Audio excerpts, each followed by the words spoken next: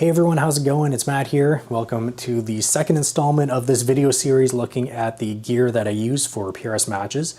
Today is going to be my opinion on the Vortex Razor Gen 3s. These are the 6-36x56 rifle scopes. You can see I have two on the table here. And first off, I am not sponsored by Vortex or Vortex Canada. I know I have a Vortex Canada logo on one of my jerseys that some of you keen-eyed folk have seen.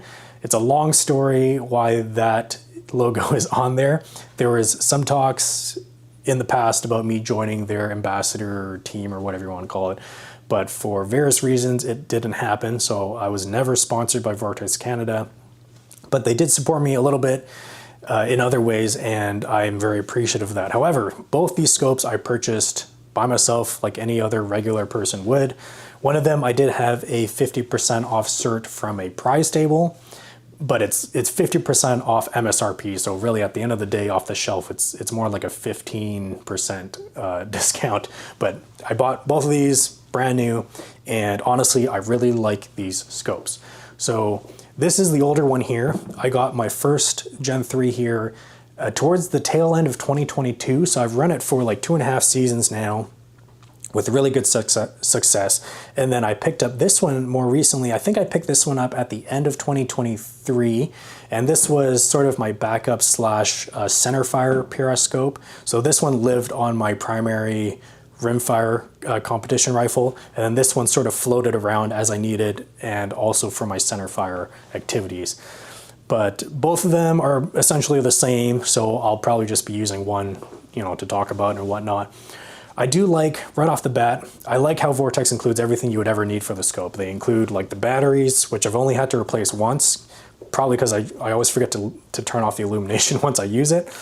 So they include like batteries, a sunshade, which is really nice. They include flip-up caps, not these ones. These ones are Tenebrex that I bought afterwards, but they do include a fairly nice flip-up cap set for the Gen 3 Razor. And they also include the needed tools for your turrets, as well as like a throw lever and all that good stuff. So I really like how they just throw everything you would ever need for the scope in the box, which I think any scope company should just do that, in my opinion.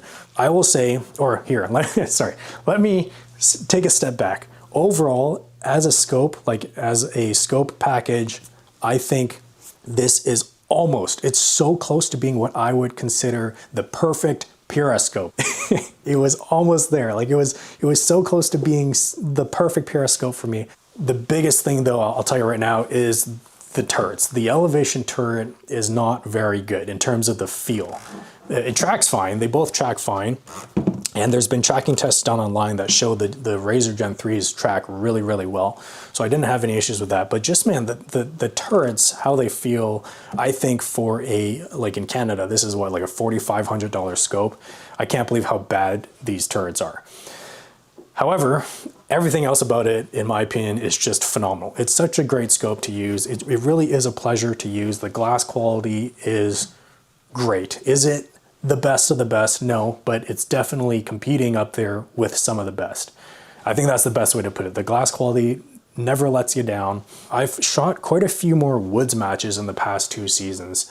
Green Mountain is basically all in the woods. McCoon's MPRC is in the woods. Sheepdog Warrior had a woods match. Nationals this year in Missouri was basically just one giant woods match. And people with more entry-level optics, I found, were really struggling to find targets in the shadows and making out the shapes of all these shot up targets within, the forest and whatnot. But I hardly ever had an issue. If I knew where the target was, I could find it really easily through the Gen 3 glass. So first off, I think that was really good. And generally speaking, when you're in the forest, there's not as much light to work with. So light transmission through the scope is important, or through a scope is important. And I've never had any issues with the Gen 3. I've shot in all sorts of conditions, raining, cloudy, towards sunset and all that stuff. And I never had an issue. I've never thought to myself, wow, this scope image isn't great. I've always actually thought the opposite and been really happy with the image quality through the glass. So basically you can just say the glass is pretty sweet. All the controls, besides the elevation turret, feel as they should. You'll notice I don't run throw levers on my scopes. and I prefer not to, but I actually do change the magnification on the clock during a stage fairly often.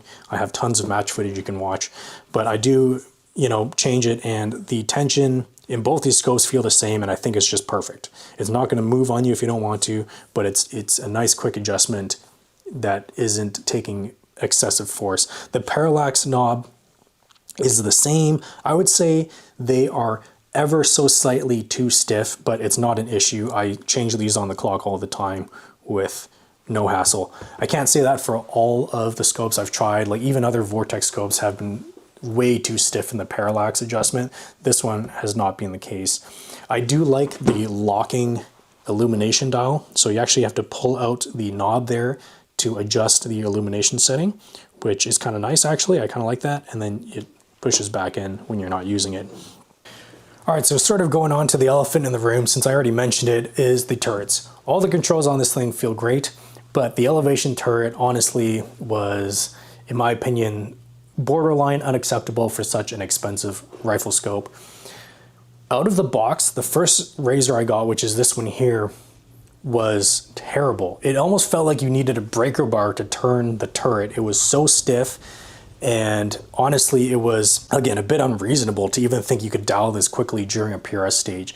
So I thought that was totally crazy. After using it for a little bit, I actually sent it back to Vortex Canada to have some work done on the turret because it was so bad. And they actually improved it astronomically. It's actually quite a bit better now, but it's not what I would consider still a good feeling turret. So there's a few things about this that we have to cover. So first off, out of the box, the Razor Gen 3 has locking turrets. So in this position here, it would normally be locked. However, I had the locking mechanism removed. So I did the lock delete, and now you can see I can turn and adjust the elevation in this downwards position. Normally, you would pull the turret up to unlock it, and this would be the position in which you would be able to dial it for elevation. But my turret, because the lock was removed, I can dial it in both. And so I never have it in this upwards position because I don't have to. Now the reason why I deleted the lock is because not only did the actual turning of the turret feel terrible, but the unlocked position would fall down into the locked position way too easily. So it took almost no force. Like I could rest my hand on it out of the box and the turret would fall into the locked position. It doesn't do it anymore, but it used to. So you could think basically during a stage, I would go to dial elevation, and if I put even the slightest amount of down pressure on this turret, it would fall into the locked position and just totally ruin my day. So I didn't like that at all. So I sent it back to Vortex Canada to have it deleted. To have it removed, and they also made the indentation a lot stronger. So you can see it really clicks into place now, but it doesn't matter because I don't have to unlock it anyway, but it is quite nice. Another thing I thought that was kind of weird was the indication line, sorry, I'm not in frame here. The indication line doesn't go up to the middle collar. So if you had to use it in this upwards position, even if you're slightly like off-centered, you can misread what you have dialed on the scope fairly easily, which isn't ideal. I don't know why Vortex didn't just extend the line up. But again, if you have the lock delete, it's not an issue because that line goes right to the turret and you'll never misread it. So Vortex Canada did do a good job because they also loosened the turret. I don't know what they did, but they made the turret a lot easier to turn, but it's still, in terms of scope turrets in general, it still is on the stiffer side. I really like to be able to just use my finger strength to dial a turret quickly. I generally really like to dial on my stages. So a good example of turrets that I personally really like are like the Mark IV, Mark V turrets from Leupold. Those scopes have amazing turrets. Yeah, they do have a bit of backlash between the clicks, but I can dial them quickly. And even the Gen 3 here, like there's a little bit of backlash, but that doesn't really bother me. As long as there's not so much slop where I would ever misread the turret or misdial the turret, I don't really care about that. Generally, I mean, the clicks and everything feel okay in the Gen 3, but it just takes way too much force. So instead of using like finger strength, like if I were to just try and use my finger strength here, it's a pretty stiff turret. You're using more wrist strength, with the Gen 3 than you are finger strength. I guess that's a good way to put it. But out of the box, I was honestly kind of appalled at how terrible these turrets felt. Now, I think they have been making improvements though, because as I mentioned, I got this Razer Gen 3 probably about like 18 months or so after the first one, and out of the box, these turrets did feel much better.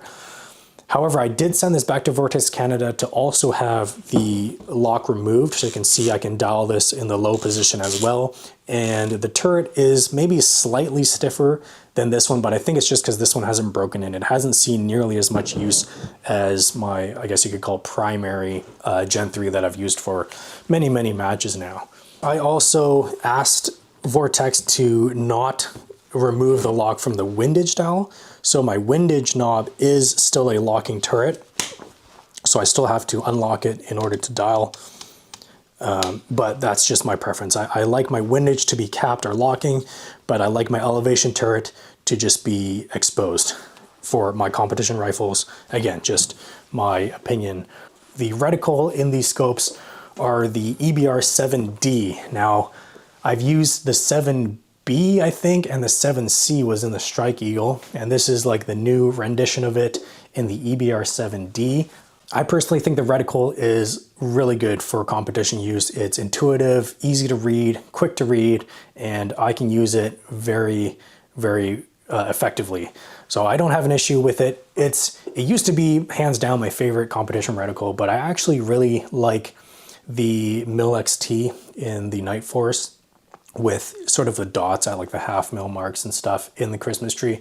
But the EBR reticles in the Vortex are still definitely up there in terms of preference for reticles. For me personally, very subjective obviously, but I've never had any issue with that. However, the illumination for these reticles are only the horizontal and vertical portions of the Christmas tree. So the actual, I guess, like leaves of the tree, if you want to call it that, are not illuminated. And I've noticed the scopes, not just Vortex, there's scopes on the market that have this really high magnification range that go up to like 35 or more. Generally, that is how companies are doing the illumination. And I think it's because on the lower power setting, so if you were to use this at like 6 times power, if you had the entire Christmas tree illuminated, it would just be like a huge, massive red blob, and you wouldn't really have a fine aiming point. So to just illuminate the horizontal and vertical portions gives you like a little crosshair, I guess, to use. And I think that's the reason why they're doing it.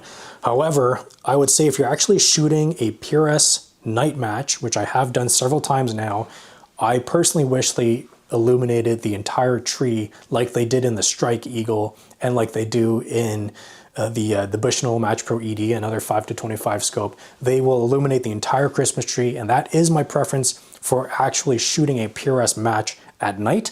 But I think in terms of, if you want to say like hunting or like quote unquote tactical purposes, I think that's why they only illuminate the 2 lines like that. But it's doable. I've shot a handful of night matches with the Gen 3 and I can still read my reticle, although it's just not as quick, obviously, and you don't have the same wind holds at the bottom portion, Christmas tree portion of the reticle.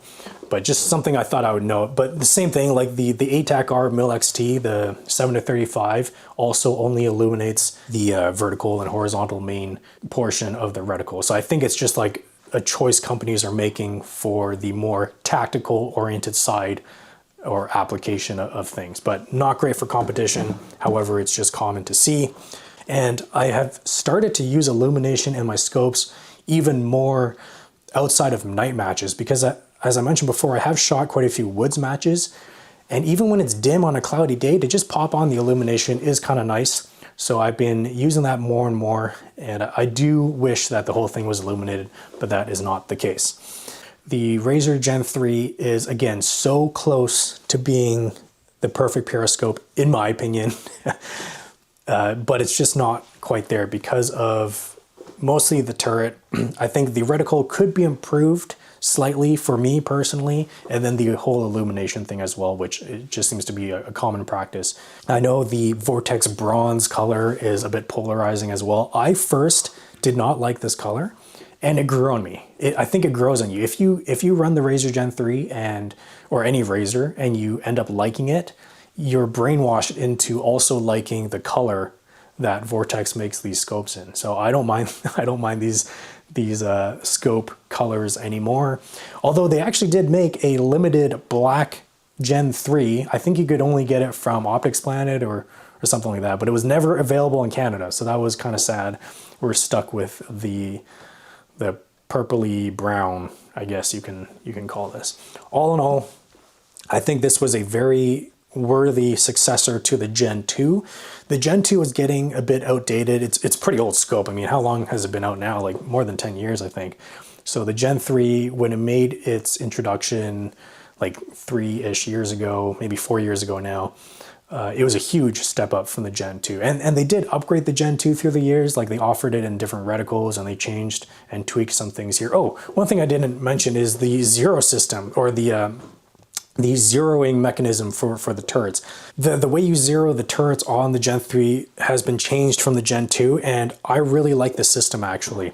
It is just one set screw on the side here that you loosen, and you don't even move the main turret. You leave the turret on 0 and you only dial the face of the turret here. That's why there's strange markings there.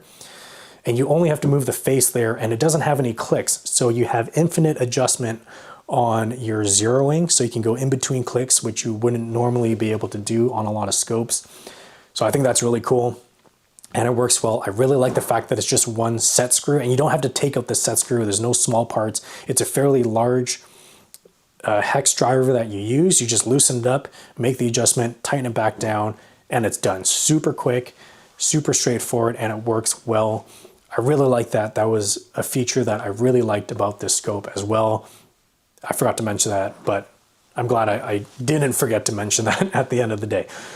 All the other features I really like. I wish they had improved on the turret.